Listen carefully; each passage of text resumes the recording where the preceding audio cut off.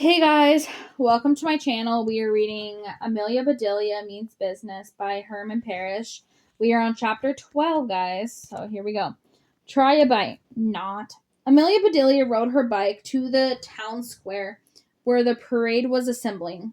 Suzanne was already there when Amelia Bedelia saw Suzanne's bike, she was speechless.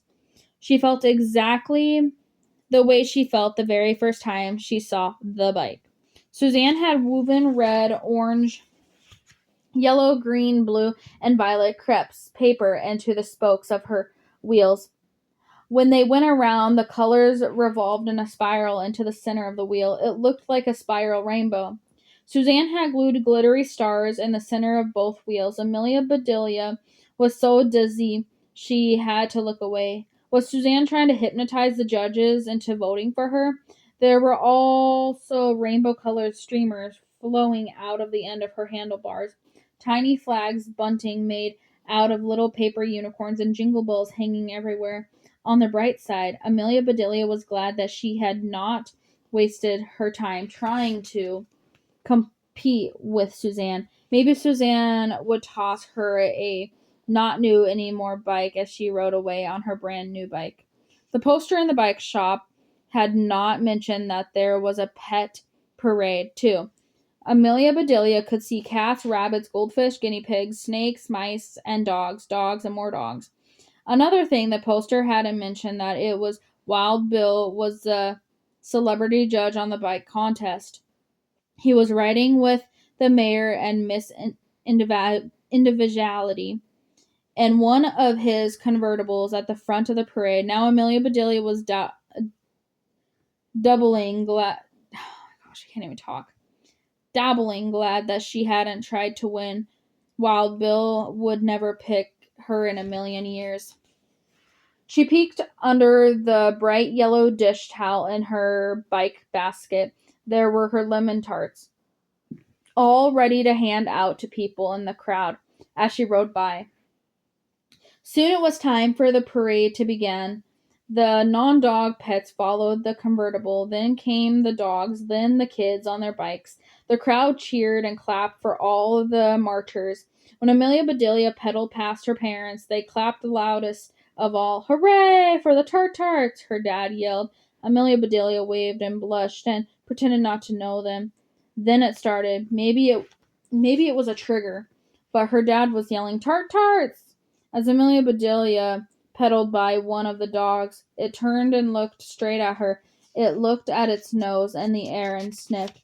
Then it began to wag its tail and bark and bark and bark. Amelia Bedelia recognized that dog. It was one of the dogs Dana had been walking, and it had loved the taste of her lemon tarts. Suddenly, a dog on the other side of the street started barking. Uh-oh. It had tasted her tarts too. As Amelia Bedelia rode on, dogs started sniffing, wagging, barking, straining at their leashes, trying to get as close as possible to her. Amelia Bedelia peeked in her bike basket. No wonder these dogs were barking. The basket was filled with tasty tarts, and they smelled delicious. Amelia Bedelia decided then and there that this would be a perfect time to give out her tarts. If she passed them out now, maybe the dogs would leave her alone. She also decided that she would never listen to her father ever again. Peddling tarts. Ha, very funny, Dad. Come back here, Bruno. Amelia Bedelia looked behind her. Bruno had broken away and was running to catch up to her. Someone grab my dog. Another dog had broken away. Amelia Bedelia pedaled faster. Lucky, stop, stay. Another one, and another. Hey, grab that leash! It seemed as though all the dogs in the town were chasing Amelia Bedelia and her tarts. Maybe it was because they didn't want to miss out on a treat. Or maybe this was how dogs celebrated their spirit of individuality. Or maybe they just loved Amelia Bedelia. She was weaving in and out of the other bicycles and marchers.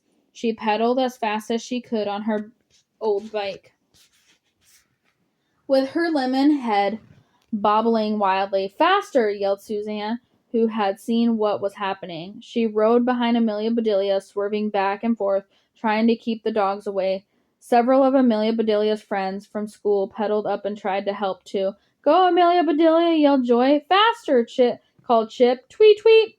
There was a policeman from the park. He blew his whistle at Amelia Bedelia and held up his hand and signaled her to stop. Amelia Bedelia glanced over her shoulder. She had never seen so many dogs. She reached into her basket, pulled out a tart, and put it in the policeman's hand as she sped by. He blew his whistle even louder. She looked back and saw a dog leap through the air. It grabbed the tart right out of the policeman's hand like a purpose, snatching the sardine from the sailor. The policeman stared at his hand and counted 1, 2, 3, 4, 5. All of his fingers were accounted for. Phew. Amelia Bedelia saw Pete and Doris up ahead. She reached into her basket and handed them tarts as she pedaled by. Eat them quick, or she warned. Pete and Doris were too slow.